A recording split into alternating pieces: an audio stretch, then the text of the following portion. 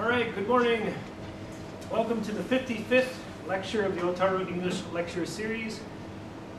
This is our last lecture of the 2012-2013 season. Today, we're very pleased to have Mr. Jeffrey Duffy.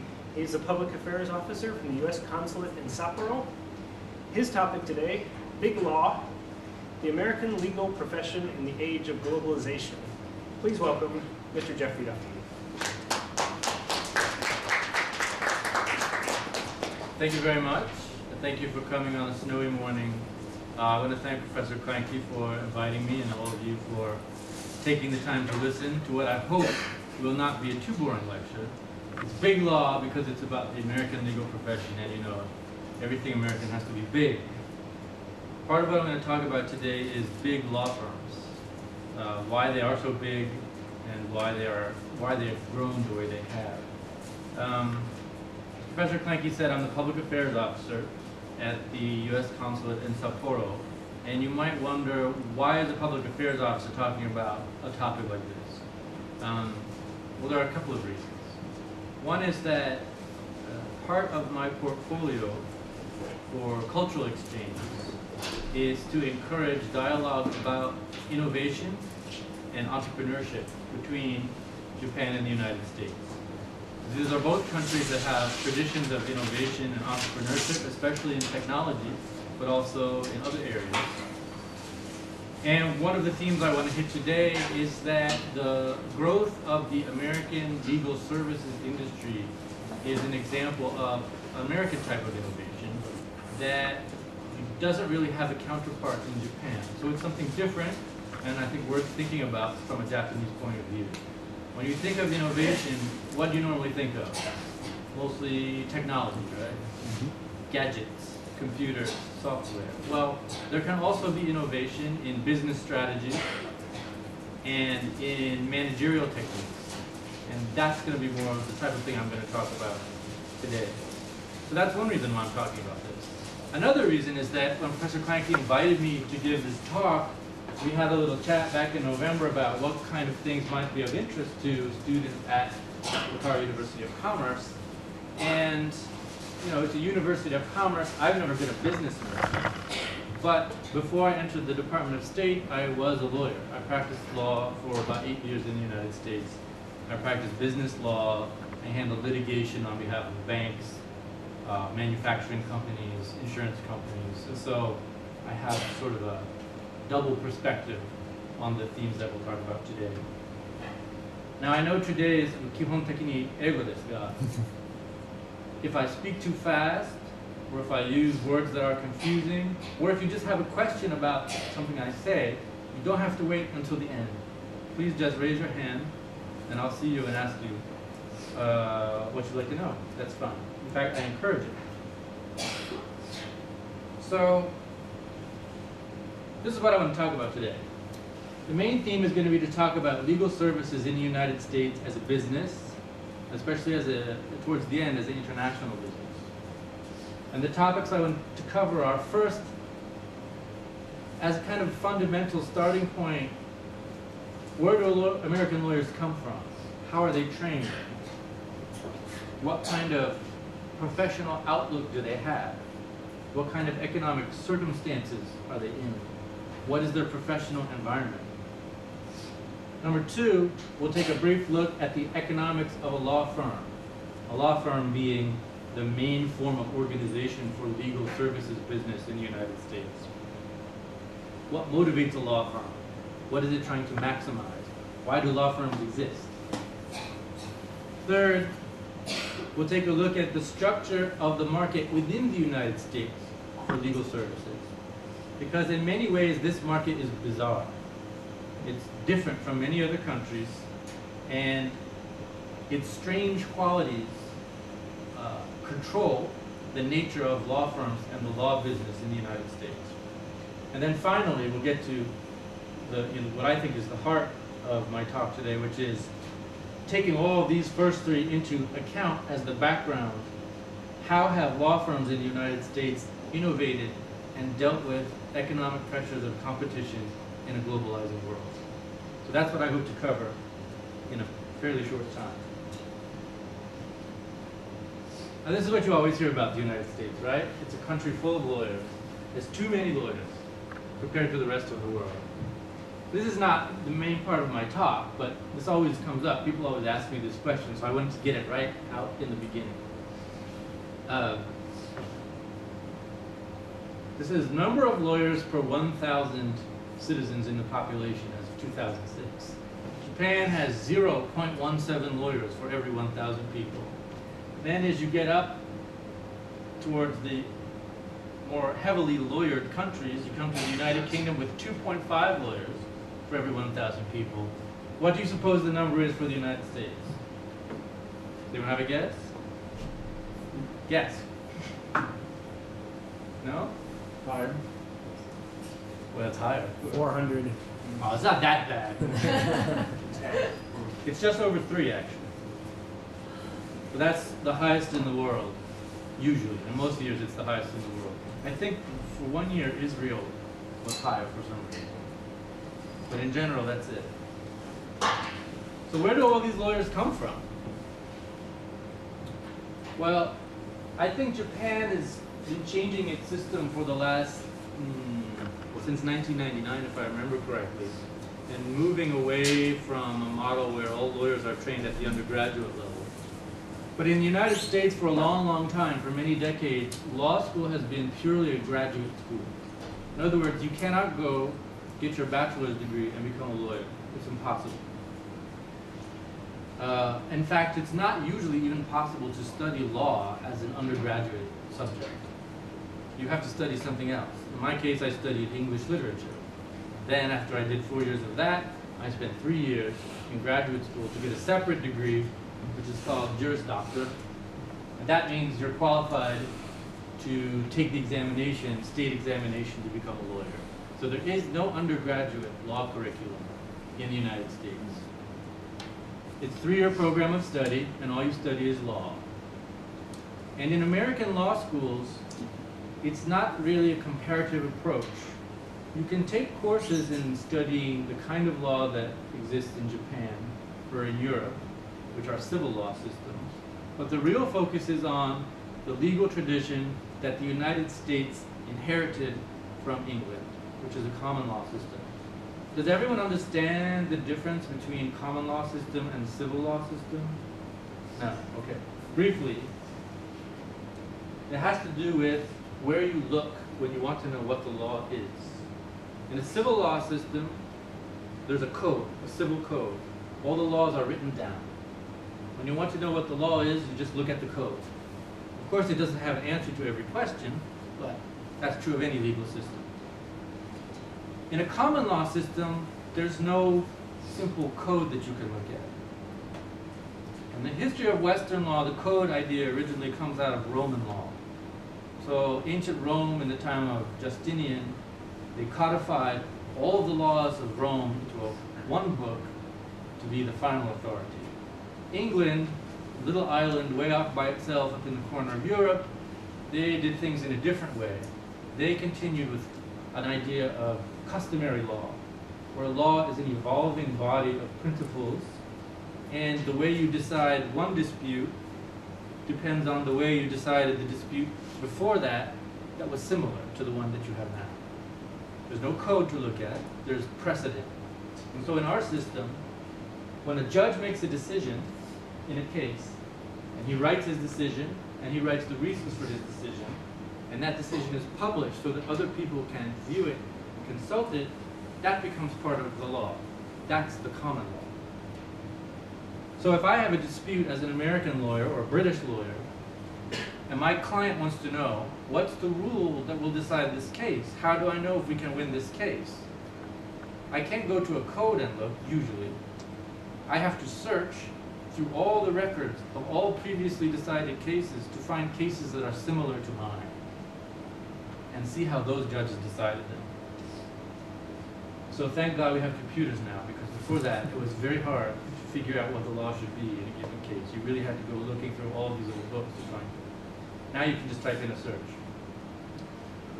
So to get back to the point, in an American law school you are studying that system of reading older cases to learn what the law should be in a new case. That's a lot of reading, too. To teach that, they use what are called case books.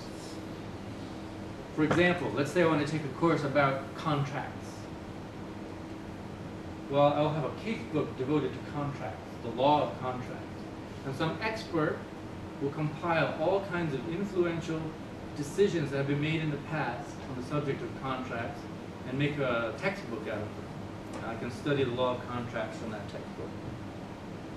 There's also the Socratic teaching method, which is a very mean way of teaching.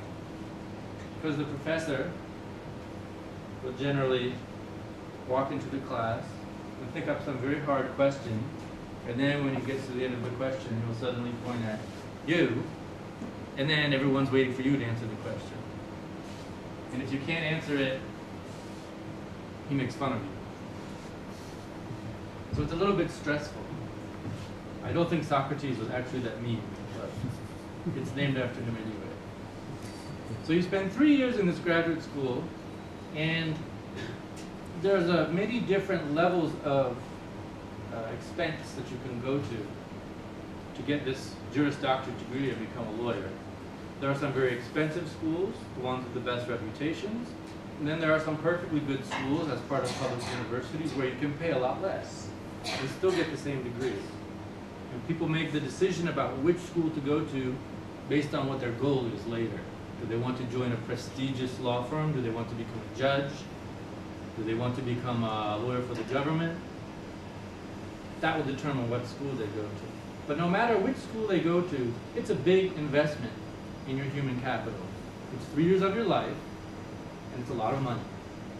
And usually when you graduate, unless you come from a wealthy family, you have a lot of debt, student debt, that you will have to pay off over a period of some years. So the decision to go to law school is a big decision about building your own human capital, and it has consequences for your professional decisions after you graduate.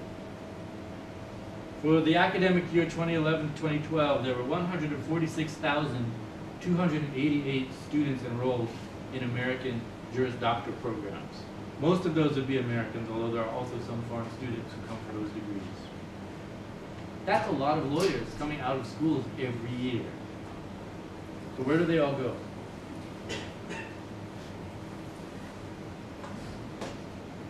These numbers are from 2005, and they've been pretty stable since the early 1990s. 75% of all those law graduates go into what's called private practice. That means they become lawyers working for for-profit law firms. They join companies whose purpose is to provide legal services. And then after that tide is government. That would mean not judges, because they're down here, but lawyers who actually have the government as a client and are paid from the public treasury. And then private industry, this means lawyers who go inside a business corporation and work from there. I have some friends who do that. Some teach, some provide public services, for example, to the poor who cannot afford to pay for their own lawyer. As you can see, that's a very, very small number. And I actually am not sure what private association means. I never heard that term before. But that's only 1% too. Now, 75% go to private practice. That means they go to law firms. Of that 75%, where do they go? Well, almost half of them have their own business. Just one lawyer in his own office. That's a very small business. So half of them become small businessmen. Then, as the size of the firm grows, it's pretty evenly distributed until you get up to the largest firms. Now, during this talk, I'll consider a large firm to be a firm that has more than 50 lawyers. And you can see that nowadays, if you take those firms into account, that's 20% of all the lawyers in private practice, 16 plus 4. So, a very large proportion of all the lawyers in the United States are residing in these large law firms. And another large proportion are practicing by themselves. Oh, I should say one other thing about this.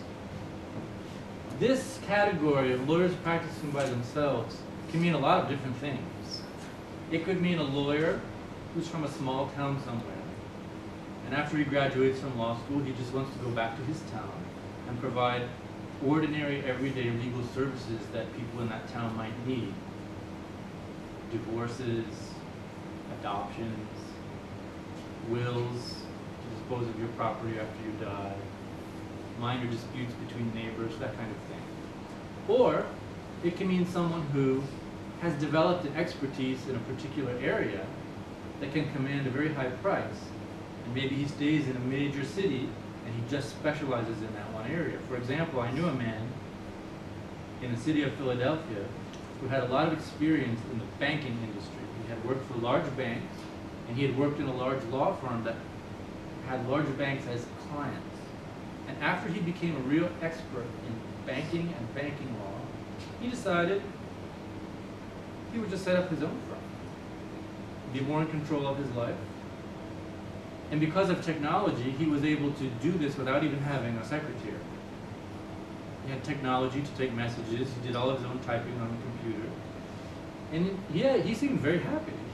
But he was just a little one-man company. He rented an office in a bigger firm. So there's all kinds of varieties of solo practice. But if we go to the other end of the spectrum, and we look at a large firm, they tend to have a certain structure. They tend to have 3 categories of lawyers inside the firm. The real owners of the firm, the ones who are entitled to keep the profits that the firm makes, are the partners, usually called equity partners, because equity means they are the owners of the firm. They are the smallest number, of course, because they don't want to share the profits too widely. At the bottom, you have the associates. These are usually the young lawyers, the junior lawyers, who don't have very much experience yet, who are early in their careers. They come in at the bottom, and there are a lot of them.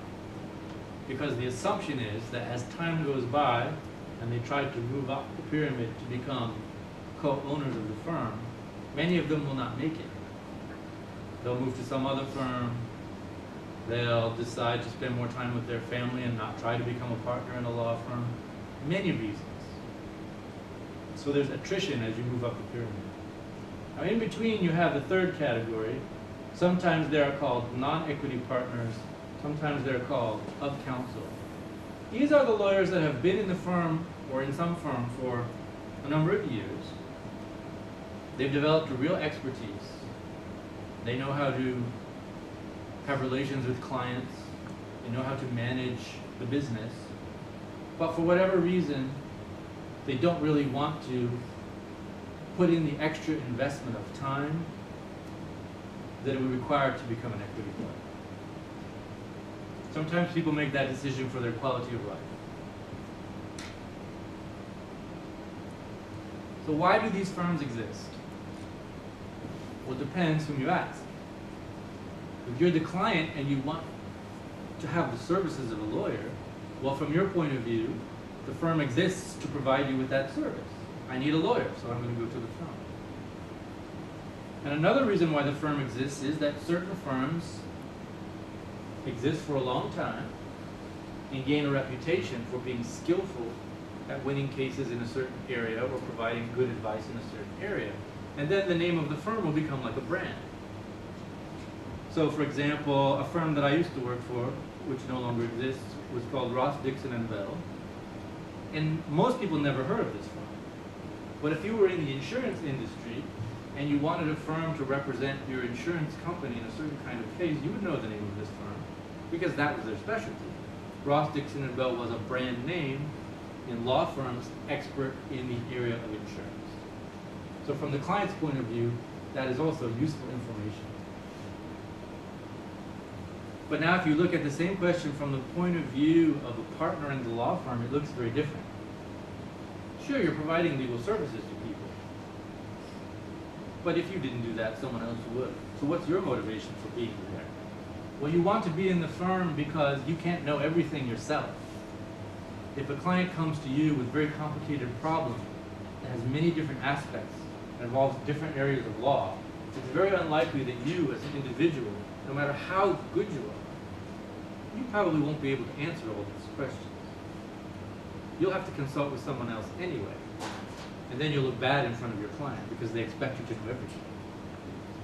So you want to be associated with other professionals who have different areas of expertise so that collectively you can deal with people's legal problems no matter how complicated they may be. So the partners are pooling their different expertise, and by doing so they minimize the risk to themselves of making a mistake when solving their clients' legal problems or giving their clients advice. And then, this is in blue because I think it's really the biggest reason why partners want to be in the law firm. They use the vehicle of a law firm, whether it's a partnership or some other type of corporate structure, to maximize the profits per partner.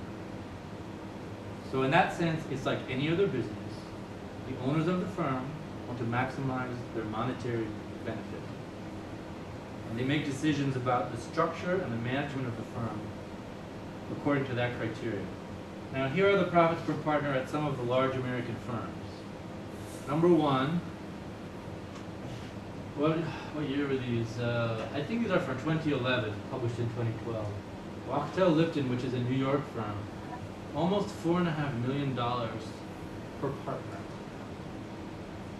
Now, that's profits. That means all of the associate attorneys, all of the staff have already been paid.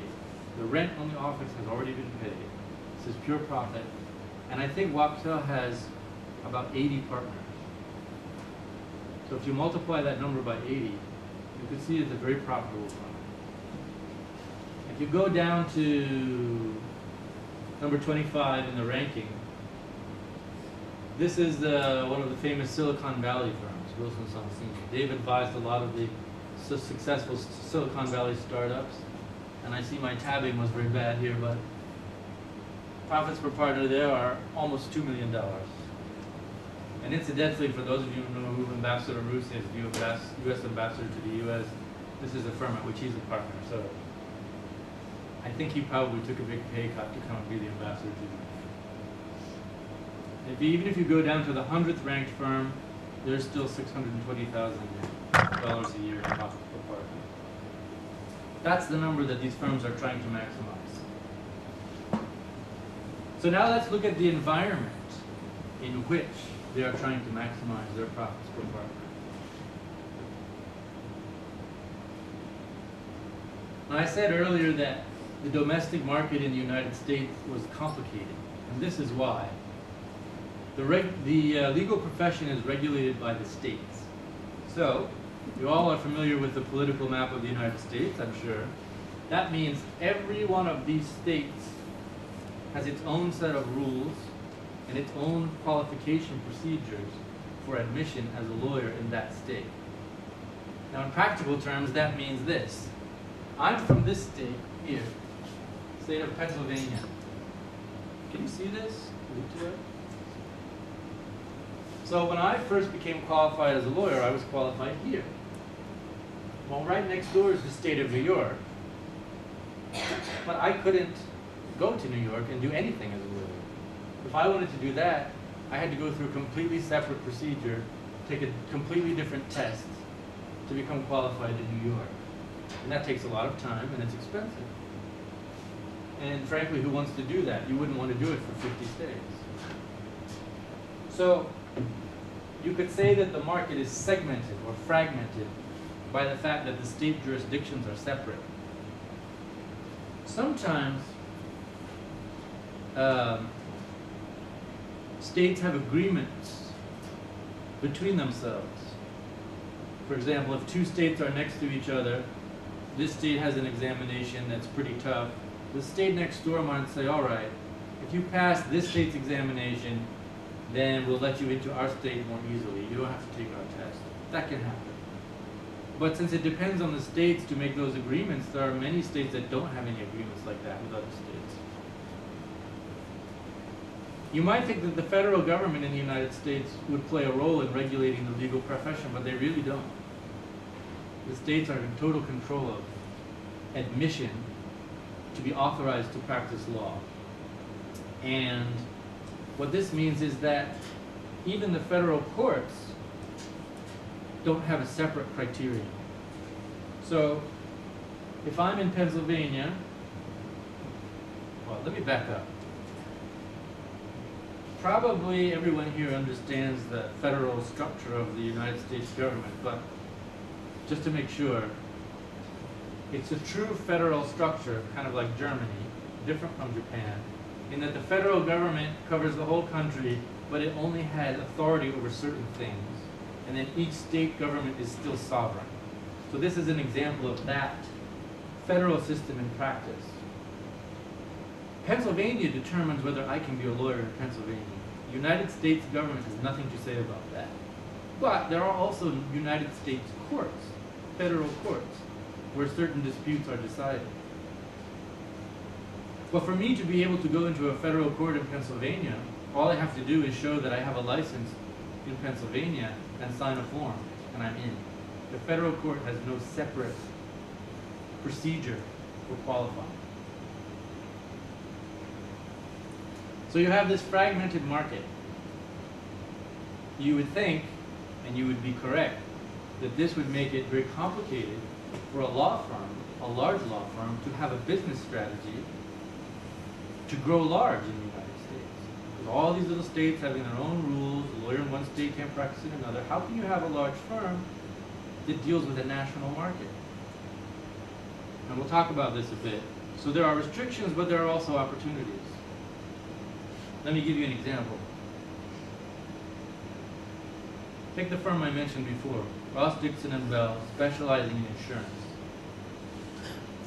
They had offices in Washington, D.C., in Chicago, and in Los Angeles, places that are important to the insurance industry. But they had cases all over the country, because their insurance company clients who were national firms would come to them and say, oh, we have a case in Florida. Well, this firm, Ross, Dixon & Bell, didn't have an office in Florida. Didn't have any Florida lawyers on the staff. So what do? Well, you call up a different firm in Florida where you know people and you trust them. And you temporarily affiliate with them for this purpose of this one case. So from the Washington office, we would be managing the case and the relationship with the client. Meanwhile, for the actual appearances in court and to file papers in the case, our colleagues in Florida would handle that in cooperation with us. There was no formal agreement. It was a relationship based on trust.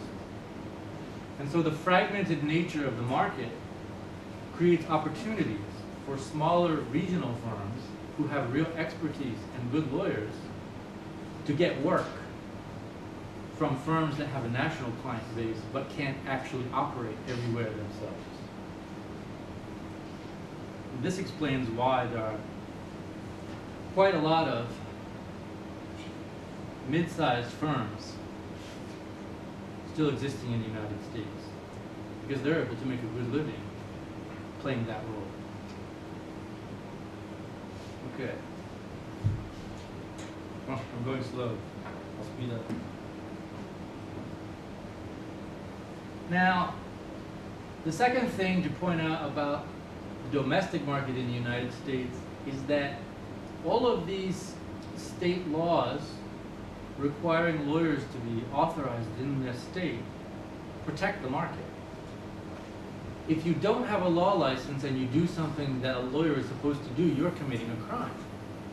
The unauthorized practice of law. You can go to jail for that. And the client that paid you can sue you to get his money back because you weren't supposed to be claiming to be able to do that thing for that client. This is very different from Japan. In Japan, you have all these categories of non-lawyer professionals who can provide certain specialized services. In the United States, all of those, at least part of the functions of each of those categories, can only be done by lawyers. So law firms can completely capture the value of those services and no one else can do that. And it's a little unfair because non-lawyers can't practice law But law firms can kind of invade a lot of other people's territory. And I'll give you an example of that in a minute, a concrete example. So, within the domestic market, before we look at international aspect, in order to maximize the profits per partner as a business, what do law firms tend to do? Well, we've already talked about one, specialization. You become known for competence, for providing good services in a certain area. You become a brand name. People come to you, you can raise your prices. People will be willing to pay you very high rates because of your past success and your demonstrated expertise in a certain area. So that insurance firm of Rostick Citadel would be an example of that, but there are many others. Another example is you can expand by opening offices in new states. This strategy costs a lot because it means you have to hire lawyers in all of those states who are qualified in those states, and you have to pay for the offices in all of those states. But some firms are very successful with this strategy. I don't think there's any firm that actually has an office in every state. That would be too expensive. The cost would be too high. But there are firms that achieve truly national presence by being in all of the major urban areas, or at least enough of them to cover the whole continental United States. Some firms only pursue this strategy to a certain degree, and they'll saturate one region of the United States and then stop. So, specialize, open multiple offices to serve different subparts of the market. And then the third one, expand into related lines of business. Not strictly law, but things that are related to law. Here's an example. This is another firm that I used to work for. It's in Pennsylvania. And this is the homepage of its website. It actually looks like the website of almost any other American law firm. You can find a list of the lawyers. You can see practice areas, what different areas of the law do we have expertise in, where are our offices, and so on. But if you look further into the website, you find 7 other businesses that are affiliated with this law firm. And they're not doing law. There's an investment bank. Small one, but an investment bank. There's a lobbying organization. These are people that will, on behalf of their clients, try to persuade the government to enact or not enact certain regulations. Healthcare litigation and risk consulting. This would advise hospitals and medical practices about how to manage themselves so that they don't get sued by people. And there are others, financial advising, real estate services, insurance risk consulting. I'm a big company, what insurance should I buy? It's very complicated. Well, they will advise you for a price. All of these areas are related to law. Because when a company makes a decision in any of these areas, they probably will consult a lawyer. But there are other professional services involved too. Now this law firm, at its core, is a law firm, but through a very complicated but innovative managerial structure, they've brought in all of these other very profitable lines of business. What does this mean? It means that the people working for these affiliates are really working for the partners of this law firm. And it means that the equity partners at the top of the pyramid are gathering not only the profits of the law firm itself, but the profits generated by all of these subsidiary lines of business. 20 years ago, you wouldn't have seen this sort of thing. Probably the managers of law firms would have thought it's too risky. But some firms were brave enough to begin experimenting and innovating with the whole structure of their business and the whole idea of what a law firm is and what it can do. And they came up with this, and it seems to work very well. But if you're a big American law firm, you're in a fiercely competitive market. You want to maximize those profits, But it's not so easy to do because there are a lot of other law firms out there trying to do the same thing that you are. The very largest American firms, those that have 1,000 lawyers or more worldwide, there are only 22 of those firms. But you have to understand that if you're that big, the world's probably not big enough for 22 firms like that. They're always going to be bumping up against each other and competing for similar business. And it's the same probably in all of these categories. That should be 51, not 59. So it's very, very competitive. Now, if we look at that large category, 50 or more lawyers, and remember this accounts for 20% of all the lawyers in private practice in the United States. This is a 2012 survey of the managers of those firms about what they thought their growth strategy should be. How can they keep growing? How can they keep maximizing the profits per partner?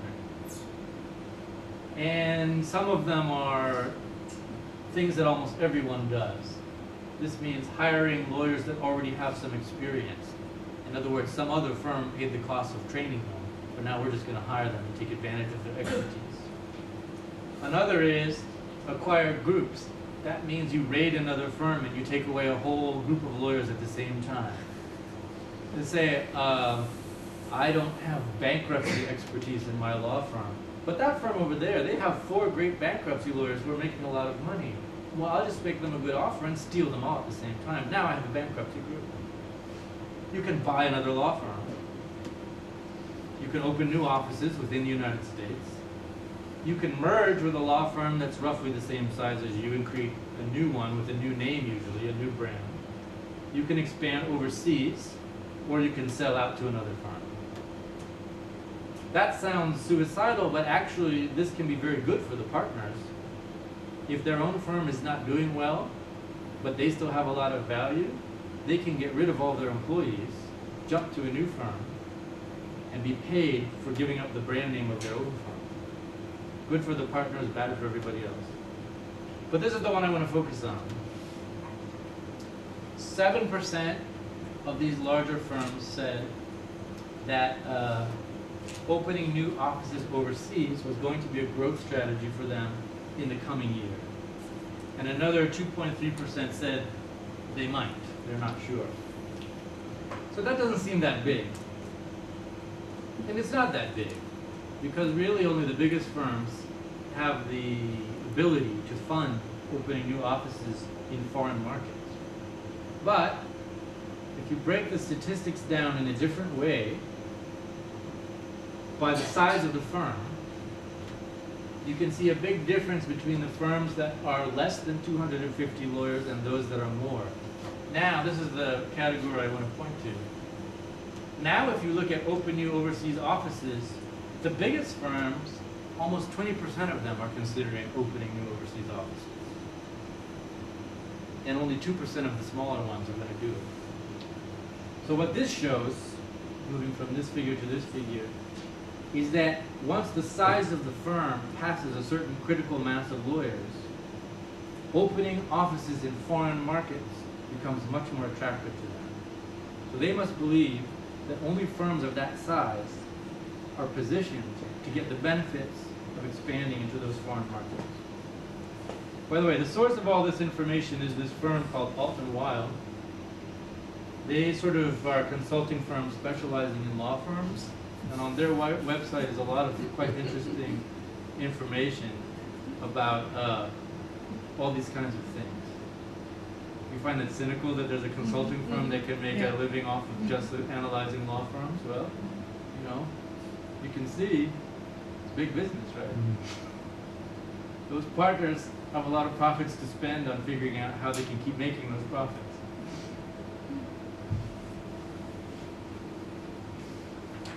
All right, let's see.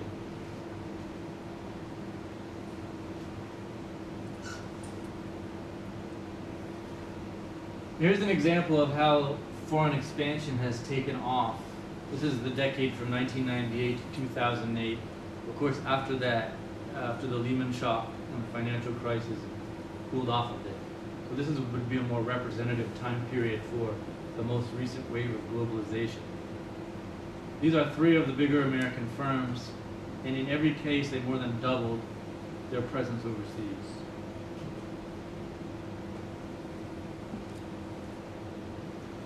Where do they go? London probably shouldn't be on this list because any large US firm, if it was going to be anywhere else in the world before the modern phase of globalization, it would be in London. And that's because, of course, London plays such a major role as an international financial center, and it is also one of the world centers of commercial insurance, which is a major source of business for law firms. Nowadays they go to Brussels because it's the heart of the European Union. And many of them also have offices in the sort of the regional business centers of Western Europe, Paris, Berlin, Frankfurt, Milan. They tend to favor Milan over Rome. I guess there's more money to be made in Milan. In Asia, there have been foreign law firms, but especially British ones, in Hong Kong for a long time. I guess British firms were not foreign until 1997 in Hong Kong. But American firms have been expanding there as well. Lately, of course, the trend is to open offices in Shanghai and Beijing. Originally, American firms would tend to try to serve the whole growing China market out of Hong Kong. But judging by the number of offices they're opening in Shanghai and Beijing, they seem to have judged that it's better to go into the real China market. And Singapore and Tokyo are here because both of those places are obviously very wealthy. There's a lot of business to be done. But they were very closed markets until fairly recently. And it's only in recent years that Singapore and Japan have been more willing to allow foreign firms to operate under their own names. Before that, they usually had to cooperate with a firm in Singapore or in Japan. And finally, there's been some expansion into the Middle East, particularly in Dubai and Saudi Arabia, because of the energy markets. People have always talked about, at least since the North American Free Trade Agreement, an expansion into Mexico and other parts of Latin America. So far, it hasn't really happened in a big way. But that may be the next growth area if the middle class and business continues to grow in Mexico and some parts of Latin America's economies. So,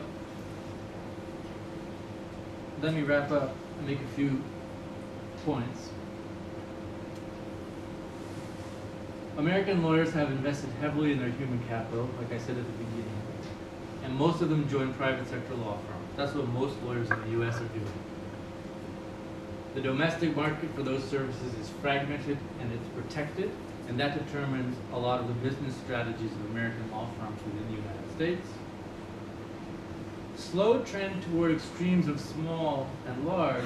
What I mean by that is this statistic we looked at earlier, which is in 1991, you had this distribution.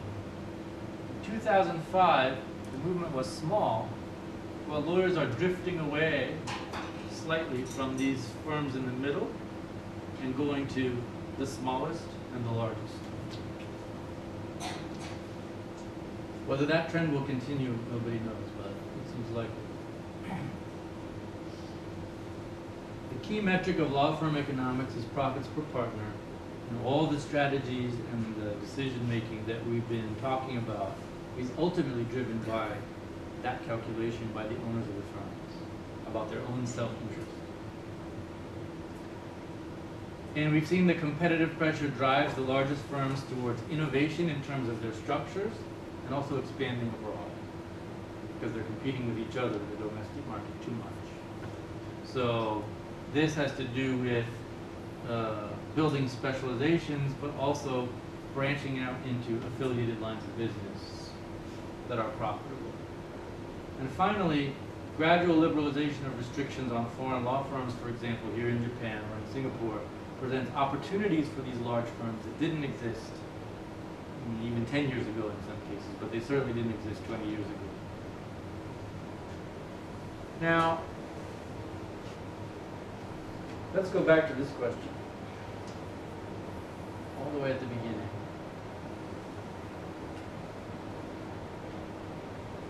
Why are there so many lawyers in the United States? I know nobody ever likes to answer questions at talks like this, but I'll ask you anyway. Do you have any ideas why? Based on everything I've just been talking about, what some of the reasons for this might be? Please. Yes, different rule and regulation among the state. That's right. It's huge country, so it's just Exactly. multiple per one state. That would be a huge. That's exactly right. One lawyer usually cannot work in more than 1 or 2 or maybe 3 or 4 states of the United States. So you need more lawyers to service all the states. And that ends up driving this number up. What's another reason? I think there's at least one other that comes out of this, but you may not be able to guess it. It has to do with this. In Japan, you have all of these people providing services, but they don't count toward this number. In the United States, lawyers have to do it, so you have to have more lawyers, and they get counted. Oops, wrong slide. So that drives the number up too. Even if you included that, I think we would still have more lawyers per 1,000 people, but it's one factor, right?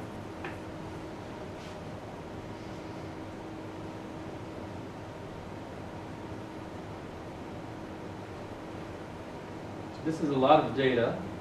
I'm sorry there's so much, but thank you for listening to it. That is the end of the talk part that I had. So if you have any questions, I'll be happy to try to answer them. Or if you want to have a discussion about conditions in Japan or in other countries, anything you want to talk about is fine with me. Thank you very much.